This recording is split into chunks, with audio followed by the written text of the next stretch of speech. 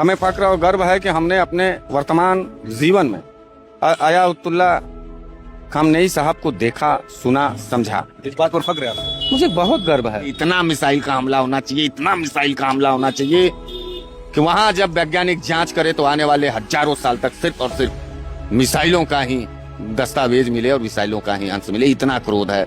मौत का बदला मौत होना चाहिए।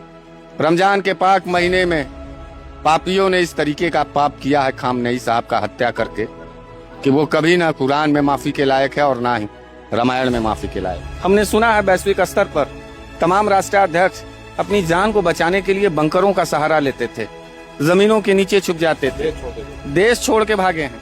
लेकिन खामनेई साहब ने मौत को गले लगाना मुनासिब समझा, ना कि गुलामों की तरह, भगोड़ों की तरह भागने का काम। स्वाभिमान की एक लड़ाई होती है पत्रकार, और जब स्वाभिमान की लड़ाई चरम पर हो जाती है तो फिर वहां जान बहुत छोटी चीज हो जाती है, परिवार बहुत छोटा चीज हो जाता है। मारो तो इस कदर मारो ईरान, अमेरिका और इजराइल को, क्योंकि कमर इस कदर टूटे कभी 7 नस्लों में सर न उठा पाता। खूबसूरत चेहरा, खूबसूरत विचारधारा और खूबसूरत विजन वाले लीडर थे। आयातुल्लाह खामनेई साहब भारत के परम मित्रों में से एक थे।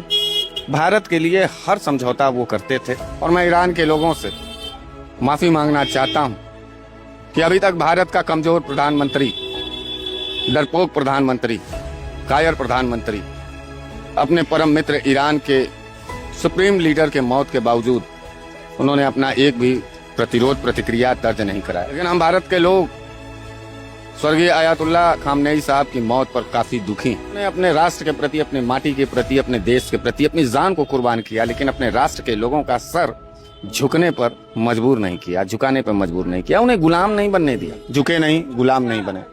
लेकिन ये जो अरब खाड़ी के देश लोग हैं, जिनको ये लगता है कि अमेरिका उनके साथ काम करेगा, तो वो याद कर ले हमास को, वो याद कर ले वेनेजुएला को, उनके प्राइम मिनिस्टर। इनकी भी हसर वही होगी, वो बारी बारी से काटेगा। मुसलमान साथी अपने आप को शिया सुन्नी में बांटे तो शायद वो अपने बर्बादी की तरफ जाएंगे। हम शिया समुदाय के इस दुख के बेला में एक छोटा हिंदू होकर के उनके साथ खड़े हैं। और मैं अगर ईरान का सेनाध्यक्ष होता तब तक हम ट्रंप सहित पूरे अमेरिका के नक्शा को बदल देते कि जिस तरीके से खामनेई साहब को मारा गया, उसी तरीके से इजराइल और ट्रंप को भी ईरान की सेनाध्यक्ष मारे और बतावे कि हम किसी से ना कमजोर हैं और ना ही कोई हमको झुका सकता है। कि यह रमजान का महीना बदला लेने का महीना तो नहीं है, अल्लाह की इबादत का है। लेकिन अल्लाह ने कहा है कि जब जब इस्लाम पर, इस्लाम की विचारधारा पर, कुरान पर खतरा हो